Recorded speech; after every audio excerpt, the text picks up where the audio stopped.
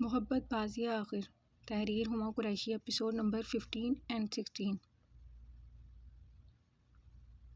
فوری گرفتاری کے بعد ملزم سوہان خٹک کو 24 گھنٹوں کے اندر عدالت میں پیش کیا گیا تھا، جس میں عدالت نے ملزم سے مکمل تفتیش کرنے کے لیے اسے 4 روزہ جسمانی ریمانڈ پر پولیس کی تحویل میں دے دیا تھا۔ سوہان پچھلے 3 دن سے پولیس کی حراست میں تھا، مگر تفتیش کے دوران اس کا ایک ہی جواب تھا کہ اس پر لگایا گیا قتل کا الزام جھوٹا ہے، وہ بے قصور ہے، جبکہ وہاب خٹک نے ایڑی چوٹی کا زور لگا ڈالا تھا کہ کسی بھی طرح ضمانت منظور ہو جائے، مگر قتل کے کیس میں گرفتار کیے جانے والے ملزمان کی ضمانت کی منظوری ذرا مشکل ہوتی ہے۔ سوہان خٹک کیا حال ہے؟ تفتیشی کمرے میں داخل ہوتا سیف سوہان کے سامنے کرسی ڈال کر بیٹھتا، بہت ہی اطمینان سے بولا، ایس پی پھر آ گئے؟ کیوں اپنا اور میرا وقت برباد کر رہے ہو؟ 3 دن سے تفتیش کے لیے پوچھے گئے سوالوں سے تنگ و ناگواہ لہجے میں پھنکارا۔ بالکل صحیح سوہان خٹک، تم میرا اور اپنا وقت برباد کر رہے ہو، سچ بول دو اور قصہ ختم کرو۔ اس روز شائنہ پر گولی تم نے ہی چلائی تھی نا؟ اپنا سچا بیان ریکارڈ کروا دو اور کھیل ختم۔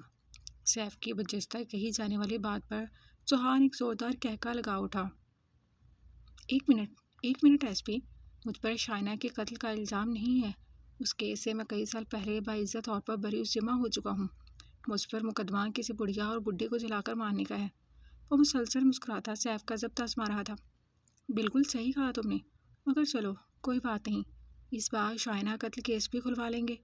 سیف نے مشکل سے خود پر ضبط کیا۔ ہواؤں میں اڑنے کی ضرورت نہیں ایس پی، صرف ایک دن اور میں پھر یہاں سے باہر، اور تم مردی والے ہمیشہ کی طرح ہاتھ ملتے رہ جاؤ گے۔ عمانی خیزی سے مسکرایا۔ سیف نے بے ساختہ کھڑے ہو کر اس کے بالوں کو مٹھی میں جکڑ کر ٹیبل پر مارا تھا۔ جو کچھ پچھلی بار ہوا تھا نا، یاد رکھنا اب ایسا ہرگز نہیں ہوگا، کیونکہ اس بار یہ کیس حالات کا ہمارا شخص نہیں بلکہ ایس پی سیف لڑ رہا ہے، اور مجرم کو سلاخوں کے پیچھے کیسے ڈالنا ہے کہ میں خوب جانتا ہوں۔ وہ اس کے چہرے کے قریب منہ لاتا تیز آواز میں دھاڑا۔ سوہان خٹک، بتاؤ اس رات گھر میں آگ تم نے لگوائی تھی یا نہیں؟ وہ خود پر کنٹرول کرتا مدعے پر آیا۔ کتنی بار بتاؤں ایس پی، جس روز کا تم حوالہ دے رہے ہو میں اس روز لندن کے ہسپتال میں زیر علاج تھا۔ اس نے اپنا مخصوص جواب دہرایا۔ مطلب تم منہ نہیں کھولو گے؟ سیف کا دماغ گھوم رہا تھا۔ بتا تو دیا ایس پی کہ ایک سازش ہے، سوہان خٹک جیسے باعزت شہری کو اس جھوٹے قتل کے مقدمے میں پھنسایا جا رہا ہے۔ تو اپنی نانا کی گردان جاری رکھ، اس مرتبہ منہ تو کیا تیرا باپ بھی کھولے گا۔ چل کوئی بات نہیں، میں بھی دیکھتا ہوں اس بار تیرا باپ کب تک اور کہاں تک اپنی سورس لڑاتا ہے۔ وہ تنفر میں اس کا سر ایک بار پھر سے ٹیبل پر مارتا ہوا وہاں سے نکلتا چلا گیا۔ اگلے دن عدالت میں ہی اس کیس کی سنوائی تھی، جس میں عدالت میں اسے بھی پیش کرنا تھا۔ ٹائیگر عادل پھولے تنفس کے ساتھ اسے ڈھونڈتا ہوا وہاں آیا تھا۔ ٹائیگر جو دریا کے کنارے پتھر پہ بیٹھا سگریٹ پھونکنے میں مصروف تھا، چونک کر متوجہ ہوا۔ آج اس کیس کی سنوائی ہے اور وہ کیس کوئی لڑکی لڑ رہی ہے، مگر کون؟ چھوٹا دھونکنی کی طرح بجتی سانسوں پر قابو کرتا حیرانگی سے بولا۔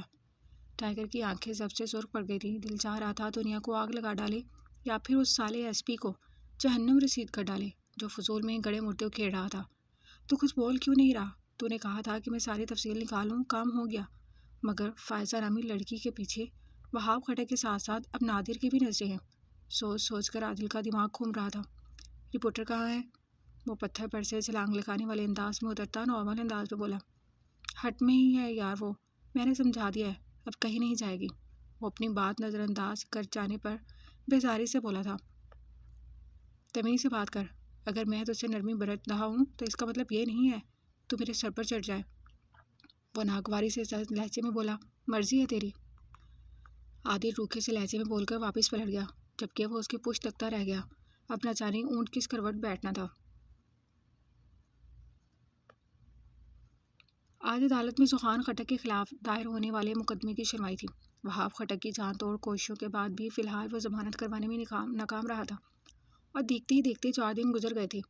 عدالت کے باہر سینکڑوں میڈیا کے نمائندے اور وکلاء کے گھیرے کو چیرتا سیف پولیس کی وردی میں ملبوس فائزہ کی ہمراہی میں عدالت کی سیڑھیاں چڑھا تھا۔ سر، کیا آپ ہمیں بتا سکتے ہیں کہ سوہان خٹک پر قتل کا الزام کیوں لگایا جا رہا ہے؟ کیا واقعی اس حادثے کے پیچھے سوہان خٹک کا ہاتھ ہے؟ آخر مقتولین کے گھر والوں کا مقصد کیا ہے؟ کیا یہ وہاب خٹک کے بیٹے کے خلاف کوئی نئی سازش ہے یا پھر یہ قتل کا الزام سچا ہے؟ سیف کے ہمراہی میں ایک خوبصورت سی باحجاب لڑکی کو عدالت کی سیڑھیاں چڑھتا دیکھ چند رپورٹر دوڑ کر اس کی جانب آئے تھے، جبکہ فائزہ نامحسوس انداز میں پیچھے ہو گئی تھی۔ آج اس کیس کی سنوائی ہے۔ ذوحان خٹک کے خلاف دائر ہونے والا مقدمہ جھوٹا ہے یا سچا ہے، اس کا فیصلہ جلد آپ کے سامنے ہوگا۔ سیف سامنے سے پولیس کی حراست میں ساتھ آتے ذوحان خٹک کو نفرت بھری نگاہوں سے دیکھتا سخت لہجے میں بولا، سر کیا آپ ہمیں بتا سکتے ہیں کہ آپ کا مقتولین سے کیا رشتہ ہے؟ جہاں تک ہمیں خبر ملی ہے اس کیس میں مقتولین کی بیٹی فائزہ کو آپ کی ذاتی مدد میسر ہے۔ ایک میئر رپورٹر نے مزید سوال کیا، جبکہ سیف کی اسپاٹ نظریں سامنے سے قریب آتے ذوحان پر تھی، تو اس نہج پر ہو جانے کے بعد ہی فتح مندی سے مسکرا رہا تھا، جبکہ اس بار سیف مزید کوئی بھی سوال کا جواب دیے آگے بڑھ گیا۔ فائزہ نے ایک نظر اٹھا کر سامنے ڈالی اور بس یہیں اس کا سانس خشک ہو گیا تھا۔ انصاف کی خاطر وہ عدالت کی سیڑھیاں چڑھ تو گئی تھی، مگر پاؤں 1000 بار ڈگمگائے ضرور۔ عدالت کی سیڑھیاں چڑھنے سے پہلے عزت دار خاندان کی لڑکی قدم رکھنے سے پہلے 1000 بار سوچتی ہے، چونکہ یہاں انصاف کی بھیک مانگتے مانگتے عمریں بیت جاتی ہیں، مگر انصاف کی کشکول خالی ہی رہ جاتی ہے۔ یہاں آپ کو ایک اہم خبر سے باخبر کرتے چلیں کہ آج ذوحان خٹک کے خلاف درج ہونے والے کیس کی سنوائی ہے۔ کیا قاتل مشہور بزنس مین کا بیٹا وہاب خٹک ہی ہے یا پھر کوئی اور؟ جاننے کے لیے ہمارے ساتھ ہی جڑے رہیے۔ ملتے ہیں ایک ٹائیگر نے ہاتھ میں پکڑا ریموٹ طیش میں آ کر خود سے دور پھینک دیا تھا، جبکہ چہرہ ذلت اور رسوائی کے باعث لال انگارہ ہو رہا تھا۔ تمہارا کچھ تو انتظام کرنا پڑے گا ایس پی۔ وہ جبڑے بھینچ کر اپنا ماتھا بجا کر خود ساختہ بڑبڑایا، مگر ٹائیگر کو جو نام سب سے زیادہ کھٹک رہا تھا وہ تھا فائزہ۔ ٹائیگر کی کمزوری، ٹائیگر کی ایک اور کمزوری، ہاں ہاں ہاں۔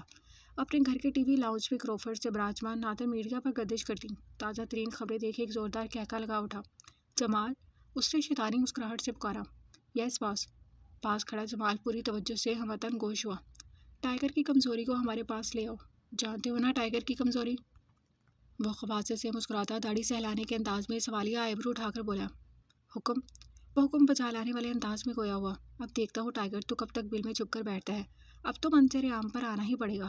شراب کا گلاس منہ سے لگاتا وہ سخت طیش میں تھا۔ ٹائیگر کی غداری اسے کسی صورت ہضم نہیں ہو رہی تھی۔ کمرہ عدالت میں خاصی گہما گہمی تھی۔ جج کے عین سامنے کی صف کی چند نشستوں پر ایک جانب فائزہ جبکہ دوسری جانب ملزم کی جانب سے وہاب خٹک اور چند ایک گواہان موجود تھے۔ وہاب خٹک کی جانب سے کیا گیا وکیل صفدر محمود اور فائزہ کی جانب سے مقدمہ لڑنے کے لیے ہائر کیا گیا وکیل شہروز ہمدانی کمرہ عدالت میں وکلاء کے لیے موجود مخصوص نشستوں پر براجمان مقدمہ لڑنے کے لیے مکمل تیار تھے، جبکہ سینئر وکیل صفدر محمود خاصا پرجوش نظر آ رہا تھا۔ عدالت کی کارروائی شروع کی جائے۔ سیشن جج نے اپنے مخصوص پروٹوکول میں کمرہ عدالت میں اپنی نشست سنبھالنے کے بعد بآواز اجازت دی۔ یور آنر، میں عدالت کا وقت برباد کیے بغیر مدعا بیان کرنا چاہوں گا کہ جن دو لوگوں کے قتل کا الزام میرے موکل پر لگایا جا رہا ہے وہ اپنے گھر میں پیش آنے والے ایک حادثے کے باعث جان کی بازی ہار گئے تھے، مگر اب اچانک نہ جانے کیوں مرحومین کی اس حادثے کا شکار ہونے والی بیٹی 3 سال بعد میرے موکل پر بے بنیاد قتل کا الزام لگا رہی ہیں، جبکہ سچائی یہ ہے کہ میرے موکل اس دوران لندن کے ہسپتال میں کوما میں ہونے کے باعث زیر علاج تھے، تو اس حادثے کے پیچھے میرے موکل کی انوالومنٹ ہونا ناممکن سی بات ہے۔ وکیل صفدر محمود نے دلائل کی روشنی میں اپنا مدعا بیان کیا۔ جج صاحب، جیسے کہ میرے فاضل دوست نے بتایا کہ آگ لگ جانے کا حادثہ پیش آیا تھا، مگر زیر غور بات یہ ہے کہ وہ آگ گھر میں شارٹ سرکٹ کے باعث خود نہیں لگی تھی، بلکہ ذوحان خٹک نے لگوائی تھی ایک سوچی سمجھی سازش کے تحت، تاکہ اس میں میری موکلہ کا پورا خاندان جل کر ختم ہو جائے۔ شہروز ہمدانی نے دلائل رد کیے۔ جج صاحب، شاید میرے فاضل دوست بھول رہے ہیں کہ عدالت باتوں پر نہیں بلکہ ثبوتوں اور گواہوں پر چلتی ہے۔ میں اپنے ساتھی وکیل سے اپنے موکل کے خلاف ٹھوس ثبوت پیش کرنے کی درخواست کروں گا، صفدر محمود نے تیز لہجے میں کہا، جسے یہ مقدمہ ایک ہی پیشی میں بھگتانا چاہ رہا ہو۔ جج صاحب، اگر اجازت ہو تو میں کٹہرے میں مقتولین کی بیٹی فائزہ کو گواہ کے طور پر کٹہرے میں بلانا چاہوں گا، جو خود اس سوچی سمجھی سازش کا شکار ہوئی تھی۔ وکیل شہروز ہمدانی نے اجازت چاہی۔ اجازت ہے۔ اگلی نشستوں میں براجمان فائزہ لرزتے قدموں سے جالی دار لکڑی کے بنے کٹہرے میں 2 سیڑھیاں چڑھ کر آئی۔ پولیس کی وردی میں موجود سیف مسترب دکھائی دے رہا تھا۔ کٹہرے میں کھڑا ذوحان خٹک شعلہ بار نگاہوں سے اسے دیکھ رہا تھا۔ نام؟ فائزہ۔ پورا نام؟ فائزہ شاہنواز۔ کیا آپ عدالت کو بتا سکتی ہیں کہ جس روز آپ کے گھر میں آگ لگا کر ماں باپ کو قتل کیا گیا اس روز آپ کہاں تھی؟ شہروز ہمدانی نے متوازن لہجے میں سوال کیا۔ گھر میں تھی۔ گھر میں کہاں پر تھی؟ سوال بدل کر دہرایا گیا۔ آبجیکشن یور آنر، میرے فاضل دوست فضول کے سوال کر کے عدالت کا قیمتی وقت ضائع کر رہے ہیں۔ آبجیکشن اوور رولڈ، ہتھوڑا ڈیسک پر بجا کر اعتراض مسترد کیا گیا۔ تھینکس مائی لارڈ۔ جی مس فائزہ، اس رات آپ کہاں تھی؟ اپنے کمرے میں موجود تھی۔ صبح میرا کالج کا امتحان تھا، اس کی تیاری کر رہی تھی۔ آپ اپنے کمرے میں تھی، پھر کیا ہوا؟ کیا آپ کے گھر پر کسی نے حملہ کیا تھا؟ آپ کو آگ لگ جانے کی خبر کیسے ہوئی؟ آگ کیسے لگی تھی؟ اس رات کا منظر سوچ ریکنگ پر رکھے فائزہ کے ہاتھ کپ کپانے لگے تھے۔ نظروں کے سامنے وہ نقاب پوش گھوم گئے۔ پتہ نہیں۔ اس کے جواب پر وکیل گڑبڑایا۔ آبجیکشن یور آنر، جج صاحب یہاں بات ہی ختم ہو گئی ہے۔ جب ان محترمہ کو علم ہی نہیں کہ اس رات گھر میں آگ کیسے لگی تھی تو صاف ظاہر ہے یہ میرے موکل پر جھوٹا الزام لگا رہی ہیں۔ انہیں علم ہی نہیں کہ اس روز آگ کیسے لگی تھی، مگر میں آپ کو بتاتا چلوں، وہ آگ گھر میں ہو جانے والے ایک شارٹ سرکٹ کے باعث لگی تھی، جس کا ہمیں بے حد افسوس ہے۔ صفدر محمود نے نشست چھوڑ کر تیز لہجے میں مداخلت کی۔ آبجیکشن سسٹینڈ، اعتراض بحال رکھا گیا۔ شہروز فائزہ کو دیکھ کر رہ گیا۔ جج صاحب اگر اجازت ہو تو میں محترمہ فائزہ سے کچھ سوالات کرنا چاہوں گا۔ صفدر صاحب نے اپنا کالا کوٹ جھٹک کر اجازت چاہی۔ اجازت ہے؟ جی محترمہ فائزہ، میں آپ سے کچھ سوالات کرنا چاہتا ہوں جن کا جواب آپ مجھے بغیر کسی دباؤ میں آئے بالکل درست دیں گی۔ صفدر محمود نے اس کی کپکپاتی حالت دیکھ شہروز ہمدانی پر طنزیہ نظر ڈال کر کہا۔ اس نے محض سر ہلانے پر اتفاق کیا۔ آپ کا کہنا ہے کہ آپ کے گھر میں جو 3 سال قبل آگ لگی تھی وہ ذوحان خٹک نے لگوائی تھی۔ آخر آپ کس بنا پر میرے موکل پر یہ الزام لگا رہی ہیں؟ کوئی ٹھوس ثبوت موجود ہے آپ کے پاس جس سے یہ ثابت ہو سکے کہ وہ آگ واقعی ذوحان خٹک نے لگوائی تھی؟ فائزہ نے ایک دم گڑبڑا کر نفی میں سر ہلایا۔ عدالت کی سیڑھیاں چڑھنا جتنا آسان تھا، سوالات کا جواب دینا اتنا ہی مشکل۔ جب آپ کے پاس کوئی ٹھوس ثبوت ہی موجود نہیں اور نہ ہی کوئی گواہ، تو آخر آپ کس بنا پر میرے موکل پر قتل کا الزام لگا رہی ہیں؟ وہ سخت لہجے میں بولا۔ آبجیکشن یور آنر، میرے فاضل دوست میری موکلہ سے سوالات کی آڑ میں انہیں ذہنی دباؤ کا شکار کرے ہیں۔ آبجیکشن اوور رولڈ، شہروز لبھیج کر رہ گیا۔ Thanks your owner. جج صاحب جیسے کہ میں پہلے ہی کہہ چکا ہوں کہ یہاں صرف عدالت کا قیمتی وقت برباد کیا جا رہا ہے اور کچھ نہیں۔ میں معزز عدالت سے گزارش کروں گا کہ میرے موکل پر کوئی بھی الزام مکمل ثبوت کی بنا پر سچ ثابت نہ ہونے کی صورت میں ذوحان خٹک کو ضمانت پر رہا کیا جائے۔ صفدر محمود ایک قابل سینئر وکیل تھا جو بڑے بڑے سیاستدانوں یا پھر بزنس مینز کے ہی مقدمات لڑا کرتا تھا۔ جج صاحب عدالت کی کارروائی مزید آگے بڑھنے سے پہلے میں ملزم ذوحان خٹک سے کچھ سوالات کرنا چاہوں گا۔ شہروز فوری اپنی نشست چھوڑ کر کھڑا ہوا۔ اجازت ہے۔ ذوحان خٹک، کیا آپ انہیں جانتے ہیں؟ شہروز نے کٹہرے کے قریب آ کر فائزہ کی جانب اشارہ کرتے ہوئے سوال کیا۔ نہیں، اس نے ایک لفظی جواب دیا۔ فائزہ، کیا آپ انہیں جانتی ہیں؟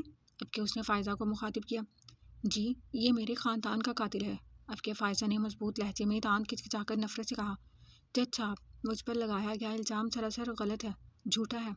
میں تو ان محترمہ کو جانتا بھی نہیں، اور اس روز تو میں کوما میں لندن کے ہسپتال میں زیر علاج تھا، تو بھلا اس قتل کے پیچھے میرا ہاتھ کیسے ہو سکتا ہے؟ ذوحان نے مزید کچھ بھی سننے بغیر فوری اپنی صفائی پیش کی۔ جج صاحب میرے موکل بالکل درست فرما رہے ہیں، اور یہ رہا ثبوت۔ صفدر محمود ایک بار پھر کھڑا ہوا۔ جج صاحب یہ میڈیکل رپورٹ ذوحان خٹک کی ہے، اس رات کی جس روز یہ حادثہ پیش آیا۔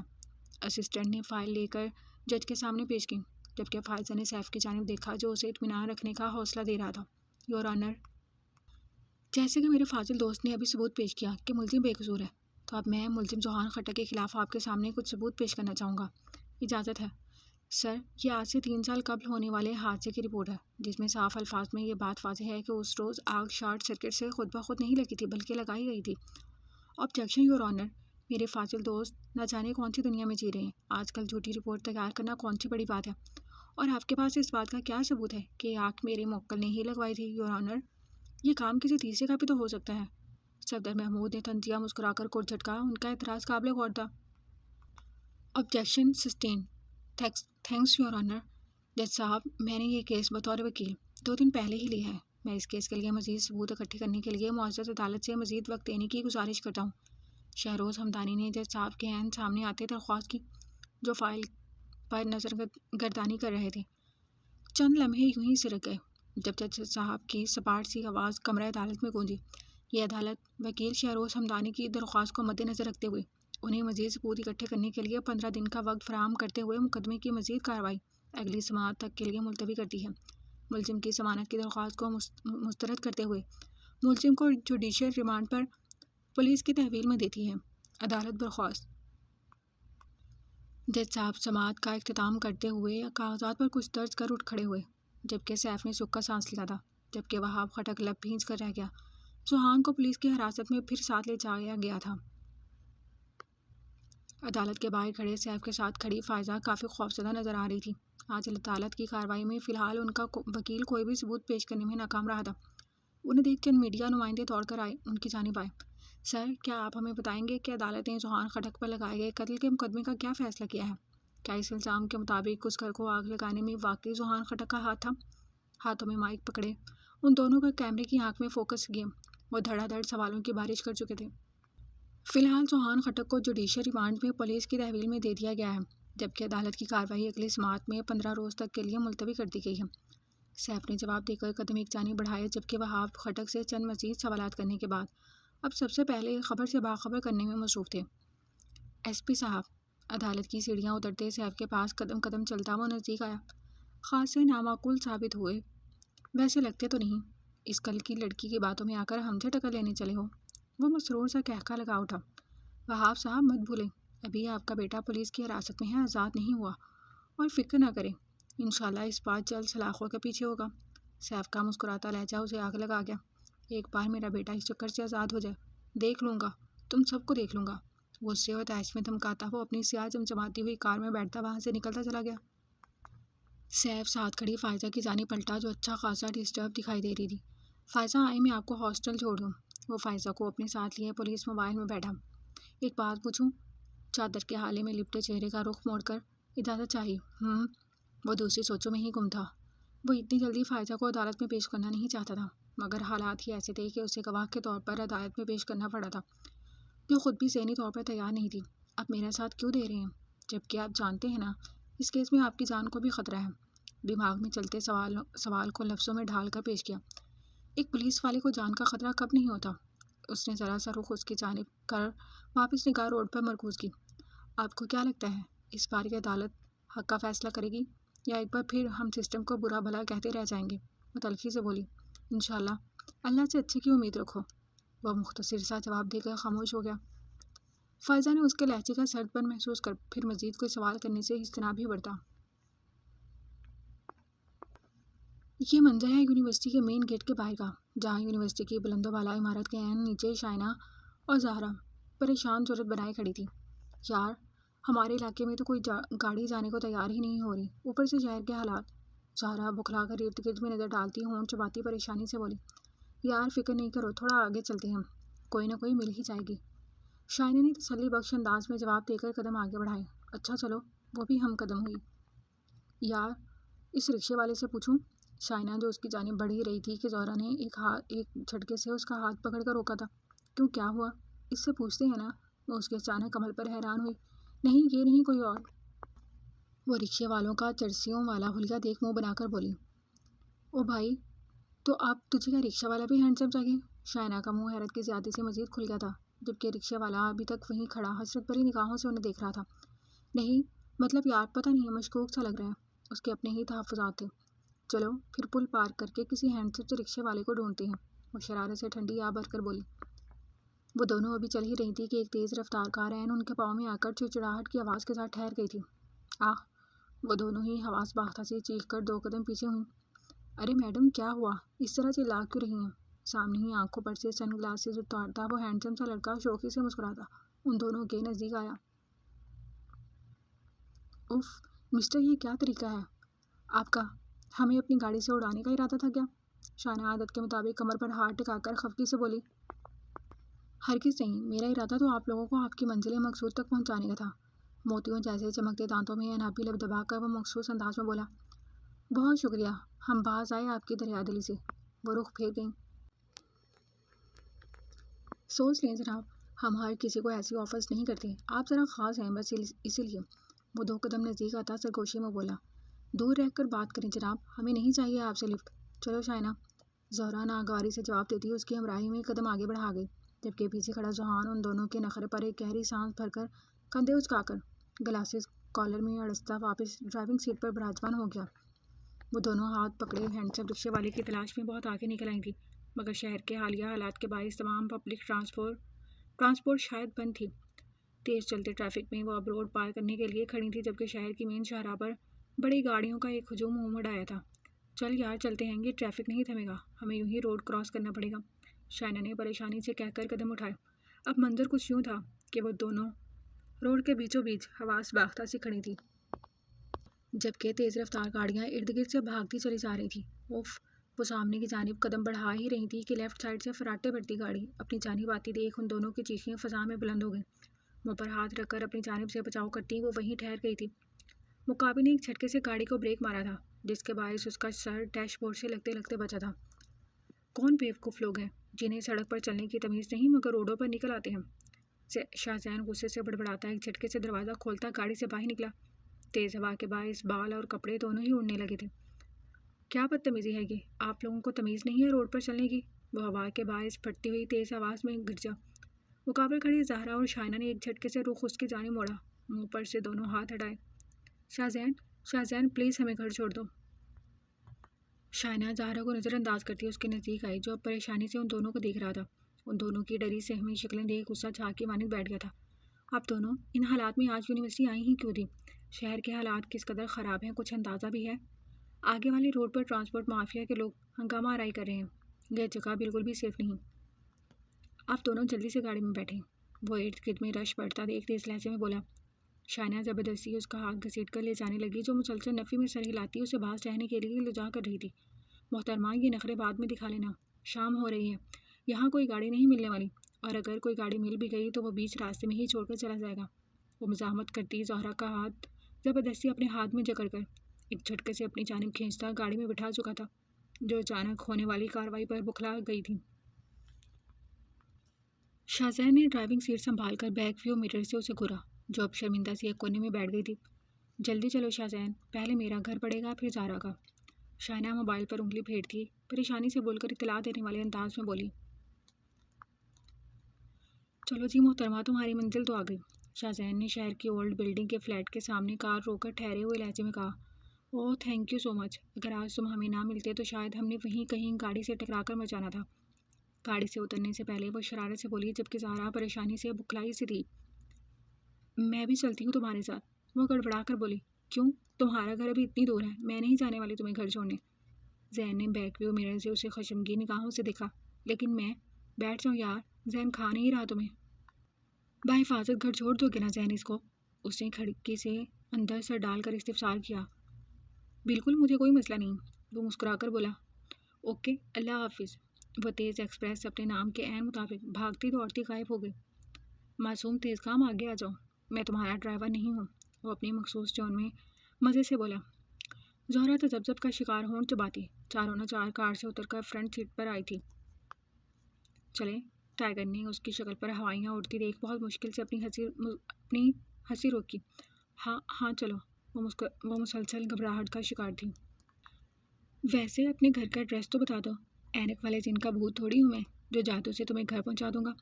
پنڈوں پر کونی ٹکائے مٹھی بند کر کے لبوں پر رکھتے وہ شرارت سے گویا ہوا۔ ہاں، یہاں سے سیدھے جا کر لیفٹ پر رائٹ، آپ مجھے بس وہیں اتار دینا، باقی کا راستہ میں خود طے کر لوں گی، وہ ہچکچا کر بولی تو شاہزین نے کندھے اچکایا۔ بس یہیں گاڑی روک دیں، اس نے رفتار آہستہ کی۔ مگر ابھی تو تمہارا گھر دور ہے، زین نے تعجب سے پوچھا۔ نہیں، بس یہیں ٹھیک ہے، وہ جلدی سے اترنے کے لیے پر تولنے لگی۔ آرام سے بیٹھی رہو معصوم تیز کام، بھوت نہیں ہوں میں، صبر کرو، تمہاری بدائی کی جگہ پر ہی اتاروں گا۔ زین نے گاڑی ضرور سلو کی تھی مگر روکی نہیں، جبکہ وہ دل ہی دل میں شائنا پر لعنت بھیج رہی تھی جو اسے پھنسا کر خود چلی گئی تھی۔ مطلب زہرا صاحبہ کو نیکی بھی بری لگ رہی تھی۔ بس اب جاؤ۔ کچھ دیر بعد اس کی بتائی گئی جگہ پر کار روک کر گاڑی کا دروازہ ان لاک کرتے اسے اجازت دی۔ زہرا جس تیزی سے گاڑی سے اتری تھی اس کی رفتار دیکھنے لائق تھی۔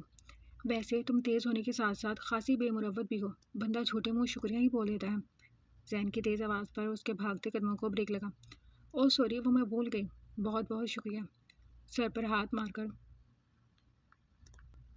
لٹ مارنے والے انداز میں گویا کاندھوں پر آ جانے والا بوجھ پرے کیا۔ शुक्रिया नहीं चाहिए मैडम, अब मैं इतनी दूर से तुम्हें सही सलामत घर लेकर आया हूँ तो अपना नाम तो बताती जाओ। जहनी आंखों में शरारत से मोई कहा जिसके माथे पर बल पड़ गए। आपने मुझे घर छोड़ा, बहुत शुक्रिया आपका। मैं हर अरे खैरे को अपना नाम नहीं बताती फिरती। अंदाज़े तखातुब खासा रूखा था। अरे लड़की कितनी मतलब परस्त, एहसान फरामोश हो तुम। अपना मतलब निकलते ही आंखें ऐसे फेर रही हो जैसे काबे पर से बुत फिर गए हो। वो हैरत से मुंह खोले तेज़ काम की तेजियां देख रहा था। अल्लाह हाफिज। वो मजीद कुछ भी सुने या कहे बगैर तेज़ी से चलती बनी थी, जबकि ड्राइविंग सीट पर बैठा शाहजहान हक्का बक्का रह गया था।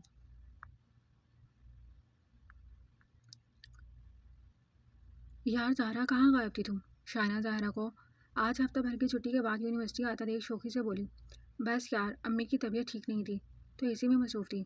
ज़ाहरा संजीदगी से गोया हुई। ओह, तो लड़की अपना मोबाइल नंबर ही दे दो ताकि बंदा राब्ते में रहे। वो आदत के मुताबिक पटर पटर करने लगी थी। यार मोबाइल ख़राब हो गया था मेरा, नया लूँगी तो सबसे पहले तुम्हें ही नंबर दूंगी। उसके लहजे में बेजारी आया थी। अच्छा अच्छा, मुँह पर 12 क्यों बज रहे हैं तुम्हारे? शायना ने उसके बिगड़े तेवर देख इस्तफसार किया। कुछ नहीं हुआ, क्लास में चलो, देर हो रही है। वो ज़बरदस्ती उसका हाथ थामती लिफ्ट की जाने बढ़ी, जिसके बाहर स्टूडेंट्स की लाइन लगी थी। ये दोनों तो अभी फुल हैं, सीढ़ियों से चलते हैं। शायना उसका हाथ पकड़कर बराबर से ऊपर चढ़ती सीढ़ियों की जाने पाई। उनका डिपार्टमेंट तीसरे फ्लोर पर था। Hello beautifuls. दूसरे फ्लोर पर अपने दोस्तों के साथ खड़ा शाहजैन अचानक उनके सामने नमूदार हुआ था। वो दोनों ठटक कर ठहर गई। ओह हाय, कैसे हो शाहजैन? शायना ने खुश अखलाकी से पूछा। उस रोज़ के बाद से शायना की उन लोगों से खासी अच्छी दोस्ती हो गई थी। मैं हमेशा की तरह मज़े में।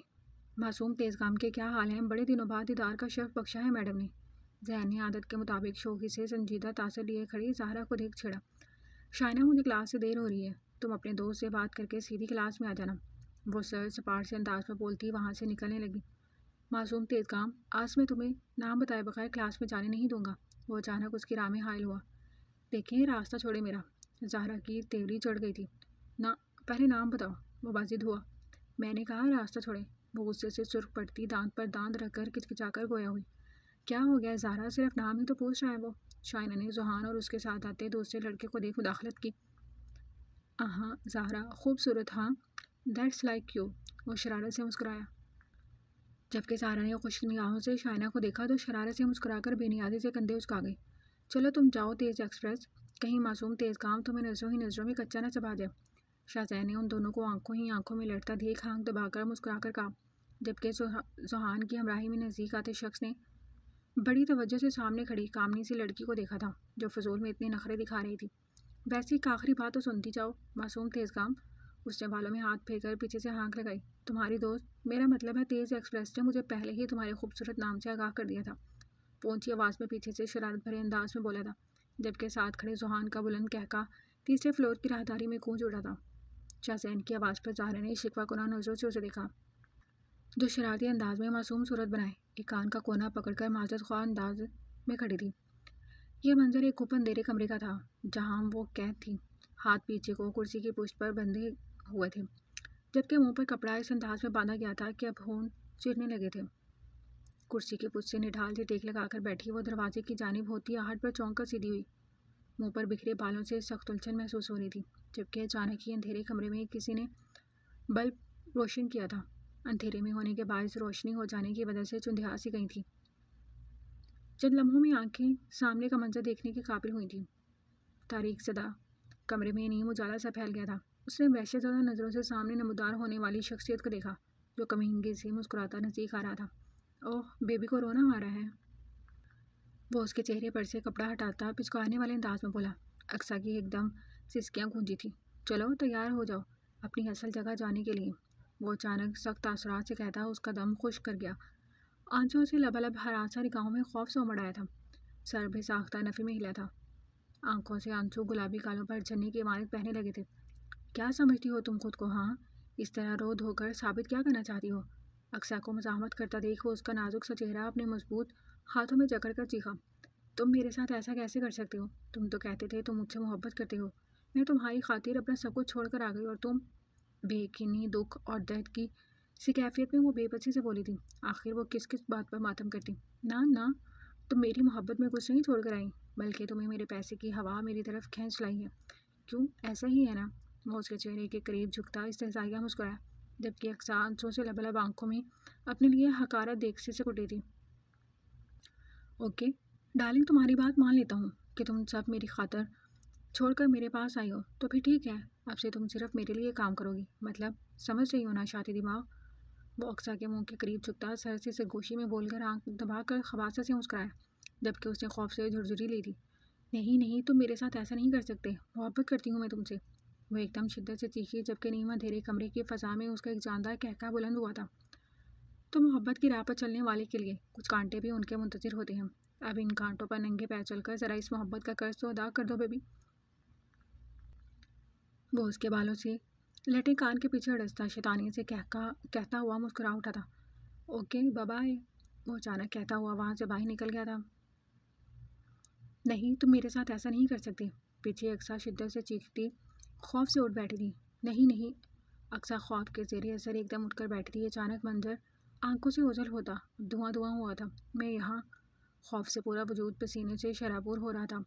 نظر کمرے میں گھومی تو جان میں جان آئی، وہ اس درندہ صفت انسان کی قید میں نہیں بلکہ اپنے مخصوص کمرے میں موجود تھی۔ کپ کپاتے ہاتھوں سے پاس رکھا پانی کا جگ اٹھا کر حلق میں پانی انڈیلا، جس میں سوکھ کر خراش پڑنے لگی تھی۔